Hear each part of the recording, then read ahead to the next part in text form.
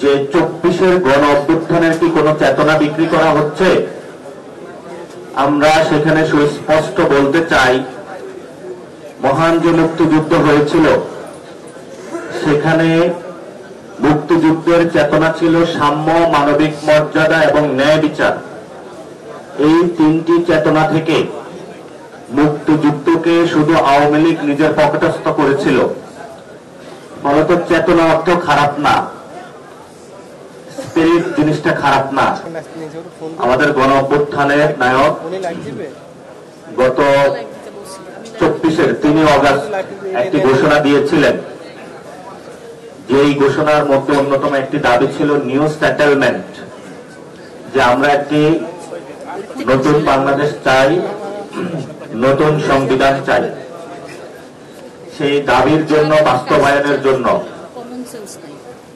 এবং আমাদের যে চলমান ইস্যুগুলো রয়েছে সংস্কার প্রক্রিয়াটা বাস্তবায়ন করার জন্য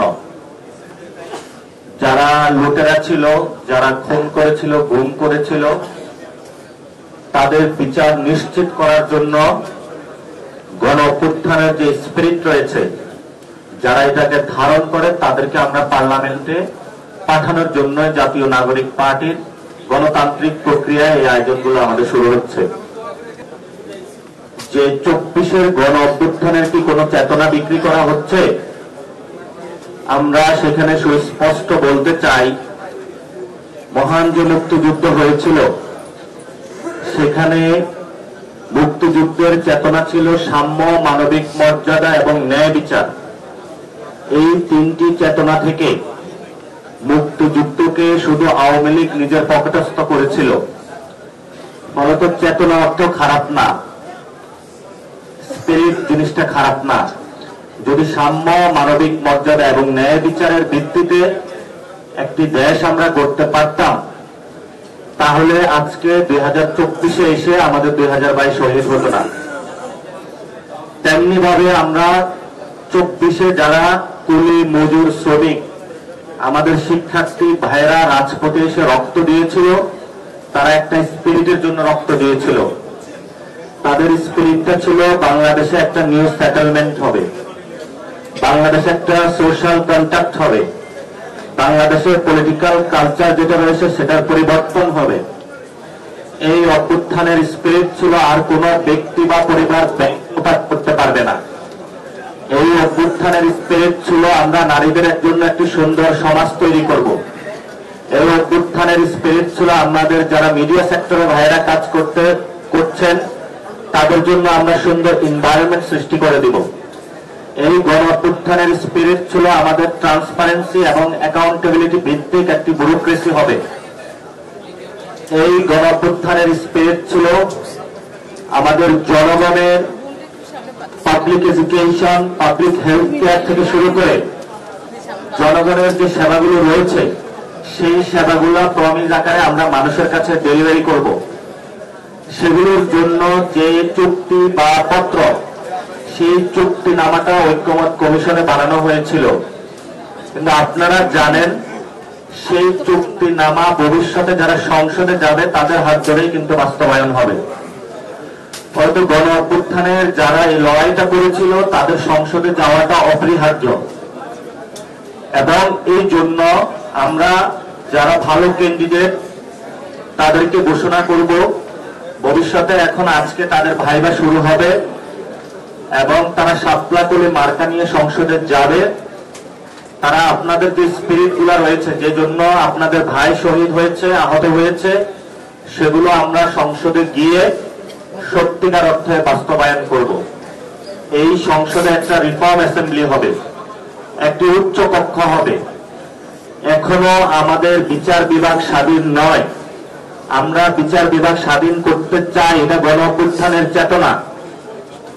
যে চেতনাগুলার কথা বলি আমরা, সেগুলা যদি সত্যিকার অর্থে আমরা বাংলাদেশে বাস্তবায়ন করতে পারি, তাহলেই ভবিষ্যৎ যে বাংলাদেশের স্বপ্নটা আমি আপনি দেখি সেটা আমাদের গঠন করা সম্ভব।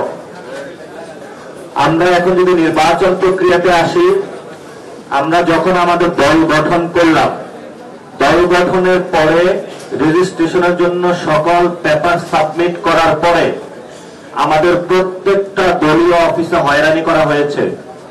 বিভিন্ন সংস্থার যারা ব্যক্তিবর্গ রয়েছে তারা সেখানে যারা ভাড়া দিয়েছিল তাদেরকে ডিস্টার্ব করেছিল এবং মাঠ লেভেলে তাদেরকে হুমকি থেকে শুরু করে পারিবারিক হেনস্থা পর্যন্ত তাদেরকে করেছিল।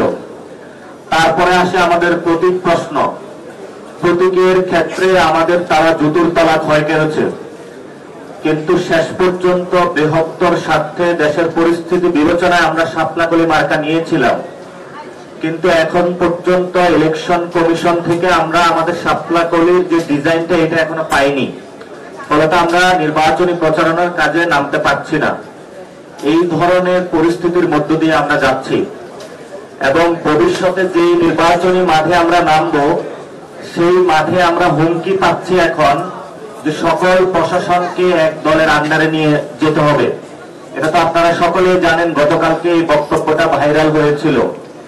শুধু এটাই নয়, কোথাও যদি কেউ মিছিল মিটিং করে, প্রটেস্ট করে, নির্বাচনী কাজে যায়, তখন তাকে হুমকি ধমকি থেকে শুরু করে পরিবার পর্যন্ত সকলকে মারধরের পর্যন্ত ঘটনা আমরা শুনতে পাচ্ছি। নির্বাচন কমিশনে যারা আওয়ামী লীগ ছিল তাদেরকে তারা রিমুভ করে নাই, প্রশাসনে যারা আওয়ামী লীগ ছিল তাদেরকে তারা এখনো রেখে দিয়েছে। প্রস্তাবনা উঠেছিল দলীয় বিবেচনায় বিভিন্ন জায়গায় প্রশাসনিক নিয়োগ না দিয়ে স্বচ্ছ একটা প্রক্রিয়ার মাধ্যমে দেওয়া। আমাদের প্রশাসনের যিনি এখন হেড, এই কার্যক্রমটা ইউনূস স্যার হাতে নিয়েছেন।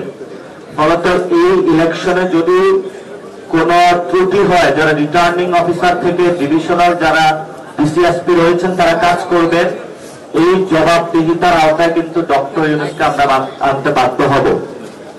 শুধু তাই নয়, আমাদের যে রাজনৈতিক যে কালচার রয়েছে সেই দলগুলোকে বিভিন্ন ভাবে আগে যেভাবে ডিজিএফআই থেকে শুরু করে বিভিন্ন সংস্থা ব্যবহার করে হুমকি দামকি দিয়ে বিভিন্ন অ্যালায়েন্সে নেওয়ার চেষ্টা করা হয়েছে, সেভাবেই এখন এই প্রক্রিয়াগুলো চলমান রয়েছে। আমরা এখানে সুস্পষ্টভাবে বলতে চাই যে আমাদের দলীয় প্রতীকে আমরা ইলেকশন করব। আমরা অপর যে রাজনৈতিক দলগুলো রয়েছে তাদেরকে আহ্বান জানাবো যে আপনারা আপনাদের দলীয় যে প্রতীক রয়েছে সেটাতেও অংশগ্রহণ করুন। ফলত যে ধরনের রাজনৈতিক সমঝোতা বা এই ধরনের রাজনৈতিক পকটস্থ ছোট দল থেকে করা, সেই সংস্কৃতি থেকে আমরা এবার বেরিয়ে আসতেছি। আমরা আপনাদেরকে প্রমিস করেছিলাম, আমরা একটা রেভলিউশনারি ফোর্স হিসাবে কাজ করেছিলাম, আমরা এখন ডেমোক্রেটিক প্রক্রিয়ার মাধ্যমে যাচ্ছি।